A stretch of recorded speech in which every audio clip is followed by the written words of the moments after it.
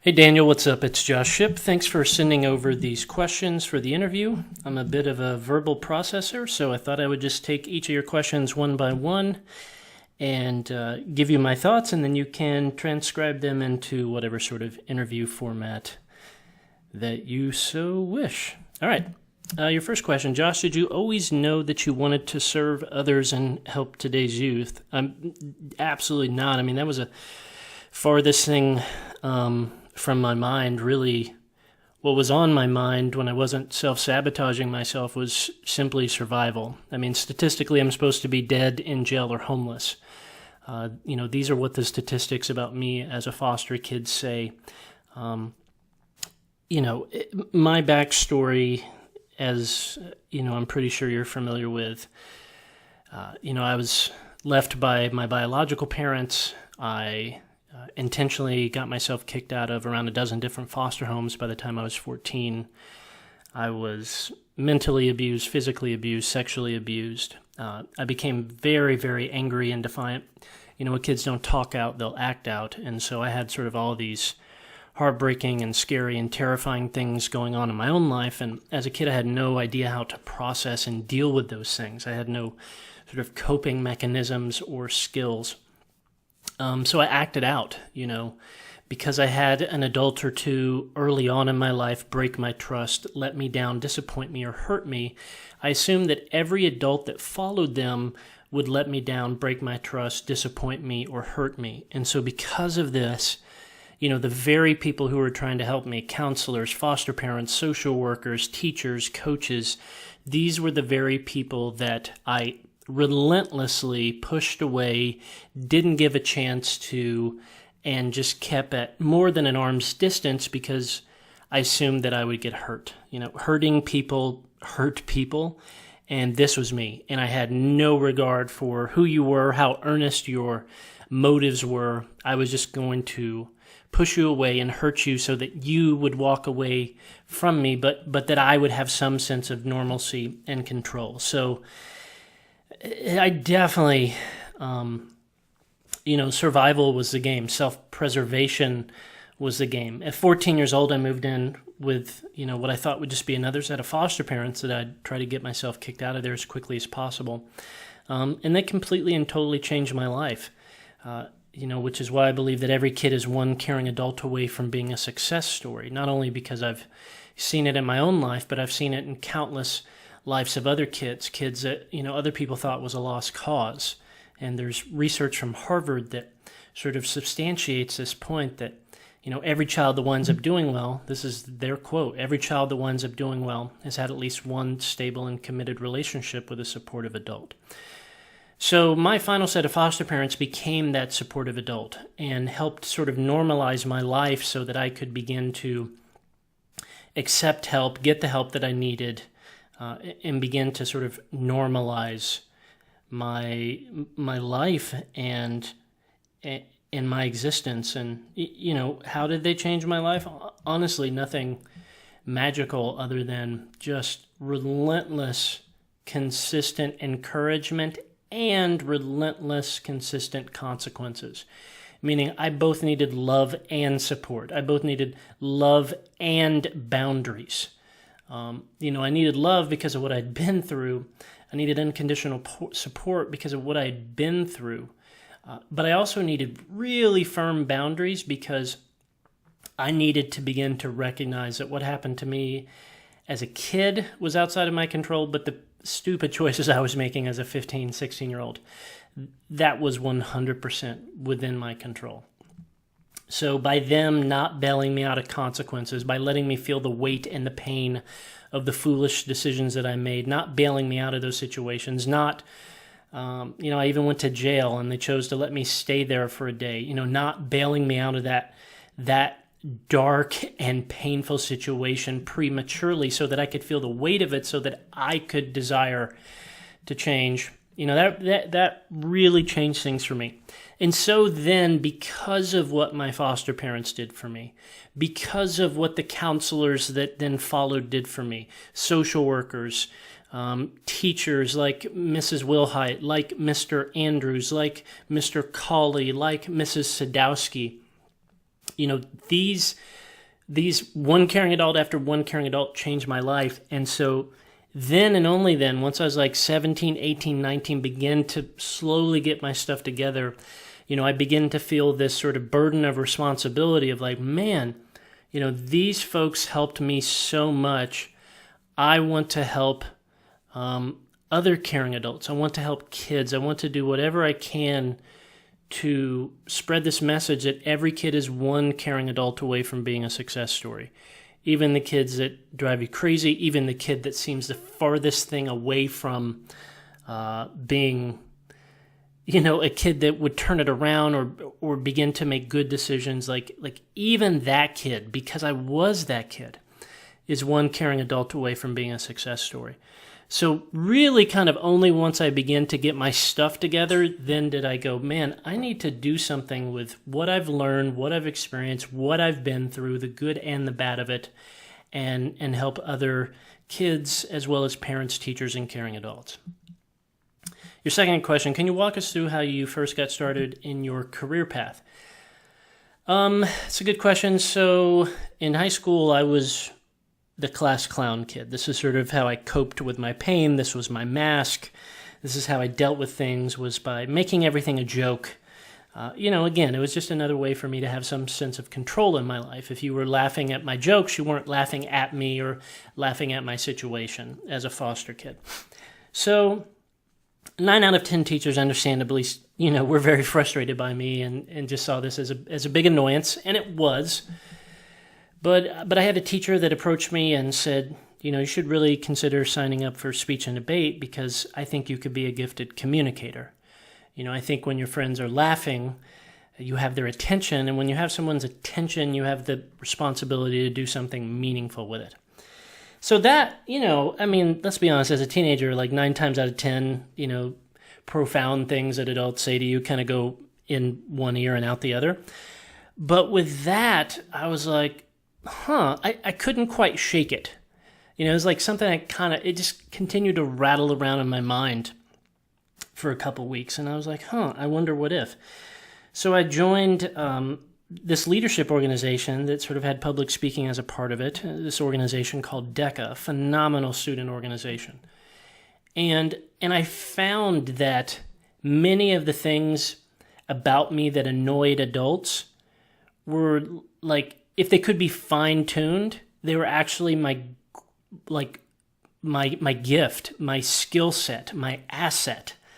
But the way in which I was using them, as a distraction, because they were so unrefined, they were super annoying. But in DECA, I found that actually the stuff I was getting in trouble for and annoyed other adults with, that if I could fine-tune it and harness it and use it appropriately, was actually, I felt like a superpower. It's like, man, I've always been good at this thing, but I got in trouble for it, but now here's an outlet where I can use it for good. So that became super thrilling, super addictive, super exciting, and really good for me getting my stuff together, because now I was sort of self-motivated, intrinsically motivated, because I had found something that I was passionate about. So anyway, I ran for state president in Oklahoma of this organization, and I won. And I was super thrilled about that. But the interesting thing was that part of my responsibility from being state president of DECA is that I had to go around to these schools in my area in Oklahoma, like the middle schools and elementary schools, and kind of give like a DECA propaganda speech. Essentially like, hey, when you come to the high school, there's different organizations that you can join, and let me tell you about DECA and why it's awesome and why I think that you should be a part of it. So it was sort of a, DECA propaganda recruitment spiel that I would give. And a handful of times, I would just go in there and talk to, a class of 20 kids. But a handful of times, the teachers would kind of approach me afterwards and be like, Josh, that was like, the students were really engaged by you. You can come back again if you want, talk to my classroom full of kids sometime. And you don't even have to talk about DECA. You can just talk about maybe some of the things you've learned in your life or learned in high school or whatever. And so, that's initially how it got started, is that someone extended this invitation because I was in the midst of doing something that I loved and therefore something that I was decent at. I mean, I wasn't a great speaker at that point. I was decent. But, again, one caring adult, sort of noticed this and gave me an opportunity. So that was the start of it. And again, I wasn't a great speaker. I wasn't good. I didn't have a message exactly. I didn't know exactly where I was headed, but I knew that this was something that was meaningful and important. And I felt like these lessons that I had learned from one caring adult after one caring adult in my life, that I could share that with kids and do it in a way in which they would engage with it. Your next question. How do you handle the bumps in the road? Were there any moments when you wondered, is your hard work was all worth it? Yeah, that's like 4 times a year. I mean, literally at least 4 times a year.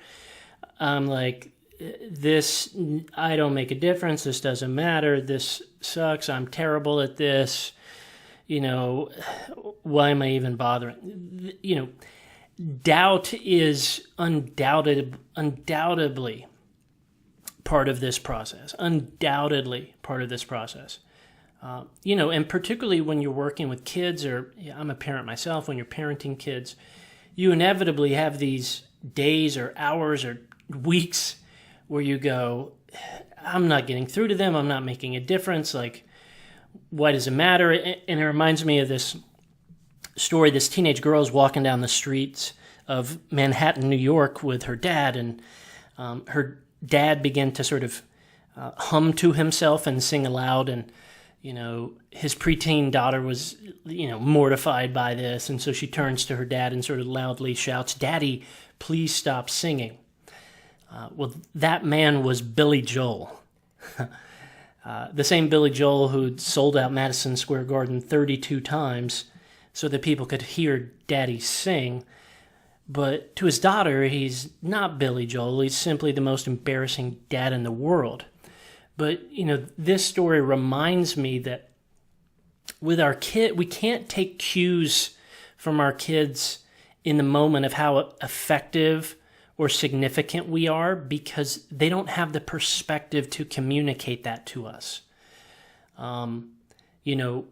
So sometimes they'll throw signals at us that feel like they're saying, shut up, leave me alone, essentially, Daddy, please stop singing. But even in those moments, they need our voice. Even in those moments, we're making a difference. Even in those moments, we're leaving a mark. Think back to your own teenage years. Think back to, at times how terrible or disrespectful or dismissive you were of your parents. And then, think now and you go, oh my gosh, my mom was so brilliant, or my dad was so brilliant, or that uncle or that coach or that teacher was so brilliant. I wasn't ready to see it. But their words still mattered. Their words I still think about, and their words now I recognize how important they are. I'm wondering if you can help us understand what you attribute your success to. One caring adult. I mean, honestly. Again, if it wasn't for those caring adults that I mentioned, I would be dead in jail or homeless. So it is that. And then plus, finding an outlet for something that I used to get in trouble for, which was, again, kind of 10 degrees of separation away from something that I could be excellent at. I think every kid needs this outlet. And oftentimes, your kid's greatest asset first presents itself as a giant pain in your asset. So essentially, if you want to go like, hey, what could my kid be great at one day? Ask yourself, what's something that absolutely annoys you about your kid? And then find a healthy outlet for that so that they can identify, develop, nurture, and harness that talent that is initially showing up as an annoyance. To me, I define success as finding something in life you love so much, you do it for free, but learning to do it so well you get paid for it. What do teens need today more than anything else? I believe that they need just one caring adult who will look past their annoying behavior, their disrespect, their dismissiveness, their lack of appreciation, in those moments, be small moments or seemingly moments that last weeks or months or years. But see past that. See past what they currently are for what they could be. I think every kid needs that one caring adult that stands firm even when that kid is annoying or dismissive or oppositional or defiant. Kids need that.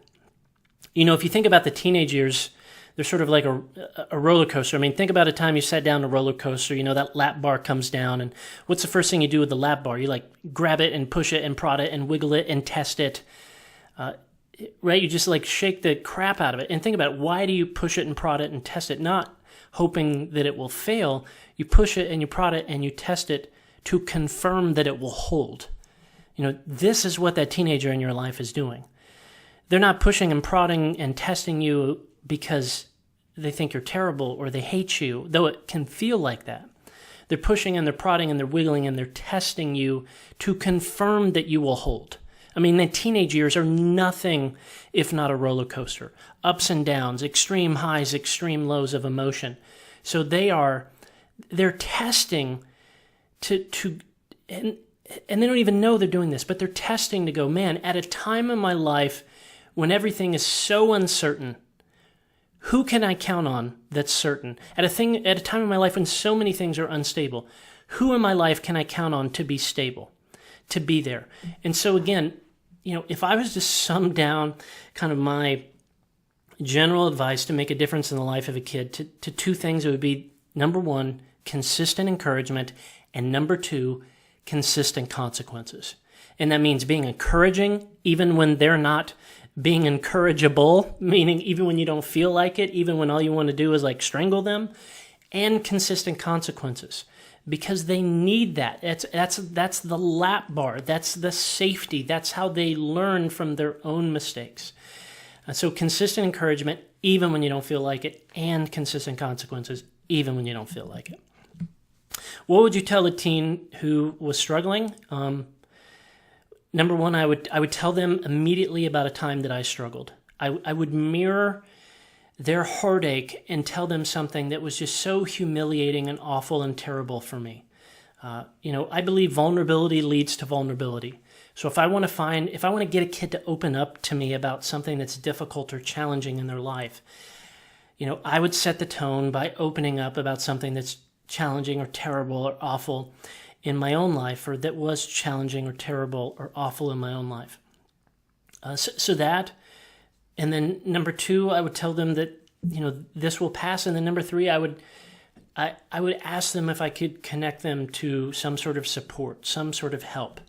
Is there a school counselor or some sort of counseling resources in the community, in the school, in some nonprofit organization locally, where you could talk to a counselor? I would tell them that I had been to counseling, that counseling isn't for the broken, it's for the breathing, to help destigmatize it, and so that they can get the help they need. So again, what kids don't talk out, they'll act out. And so I want to get them to a place where they can, talk through this, deal with this, look this square in the face and deal with it, so that it doesn't continue to deal with them, so that it doesn't continue to sort of chase them and haunt them, but that rather, this heartache or this incident or this challenge is a one-time thing, not an ongoing diagnosis.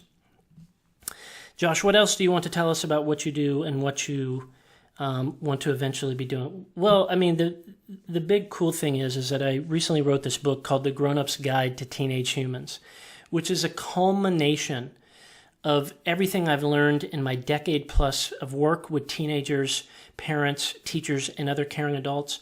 Plus, it's a culmination of more than 20 counselors, therapists, PhDs, researchers, parents, and teachers on the absolute best distilled down tactics and strategies that you can use to be that one caring adult in the life of a kid that you care about, whether that kid's your kid, your grandson, your niece, a kid in your classroom, a kid on your team.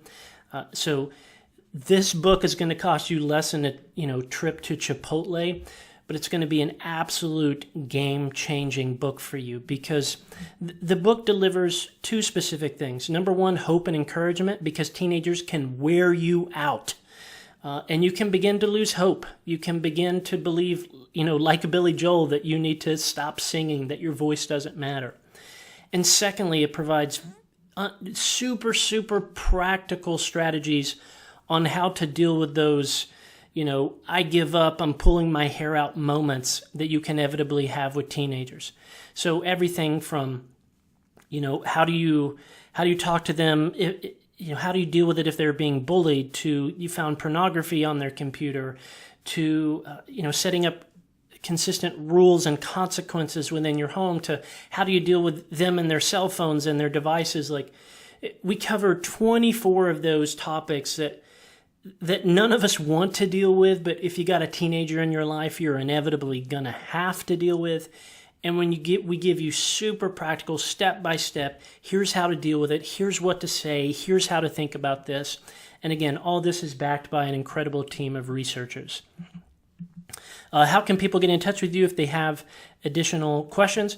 Well, you can find out information on the book at joshshipp.com. And then if you wanted to sign up for our free video training series for parents, teachers, and caring adults, that's found at onecaringadult.com. So one spelt out, O-N-E, onecaringadult.com.